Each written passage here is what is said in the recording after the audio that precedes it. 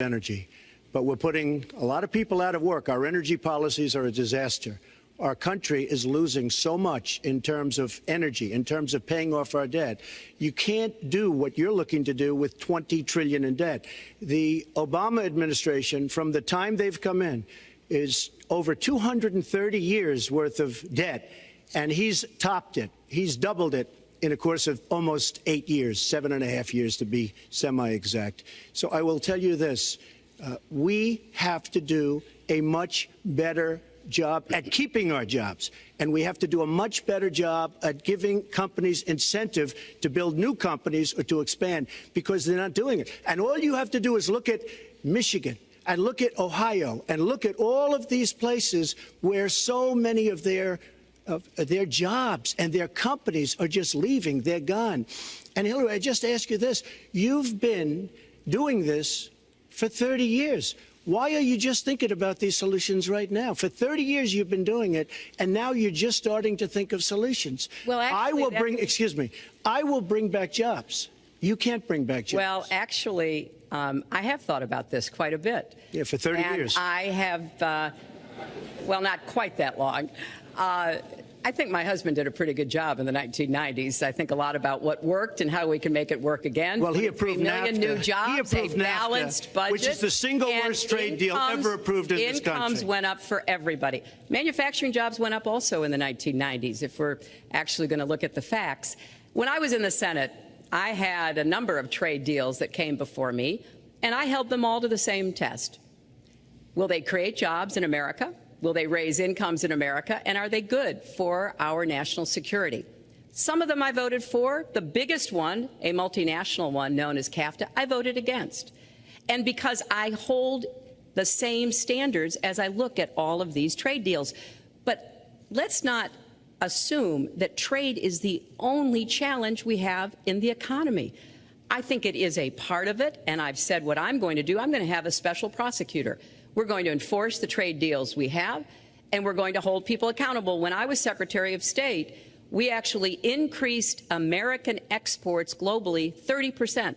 We increased them to China 50%. So I know how to really work to get new jobs and to get exports that help to create more new jobs. Well, you haven't done it in 30 years or 26 years. Well, any number you I've want to been do. a senator, You Donald, haven't done it. And you haven't I done have it. been a And Secretary of State, and I have Your done husband signed NAFTA, which was one of the worst things that ever happened to the manufacturing industry. That is your opinion. You go to New England, you go to Ohio, Pennsylvania, you go anywhere you want, Secretary Clinton, and you will see devastation where manufacturing is down 30, 40, sometimes 50%. NAFTA is the worst trade deal maybe ever signed anywhere, but certainly ever signed in this country. And now you want to approve Trans-Pacific Partnership. You were totally in favor of it. Then you heard what I was saying, how bad it is, and you said, I can't win that debate. But you know that if you did win, you would approve that, and that will be almost as bad as NAFTA. Nothing will ever top NAFTA. That is just not accurate. I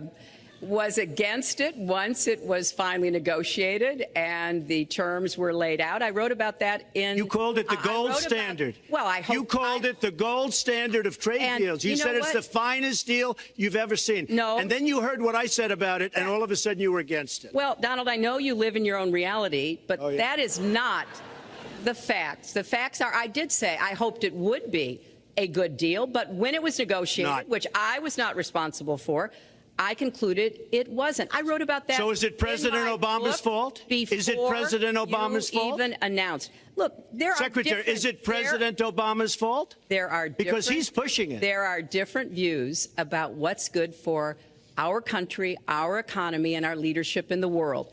And I think it's important to look at what we need to do to get the economy going again. That's why I said new jobs with rising incomes, investments, not in more tax cuts that would add $5 trillion to the debt. But you have no plan. Oh, I do. Secretary, in fact, you have no plan. A book about it. It's called Stronger Together. You can pick it up tomorrow. That's about all you folks, at the bookstore or at an airport near you. We're going to move to... but it's because I see this. We need to have strong growth, fair growth, sustained growth.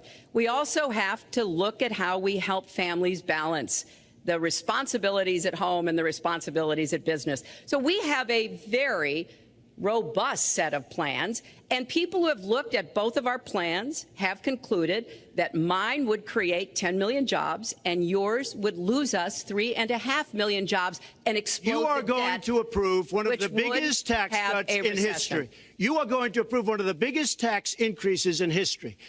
You are going to drive business out. Your regulations are a disaster, and you're going to increase regulations all over the place. And by the way, my tax cut is the biggest since Ronald Reagan. I'm very proud of it. It will create tremendous numbers of new jobs. But regulations, you are going to regulate these businesses out of existence. When I go around, Lester, I tell you this, I've been all over.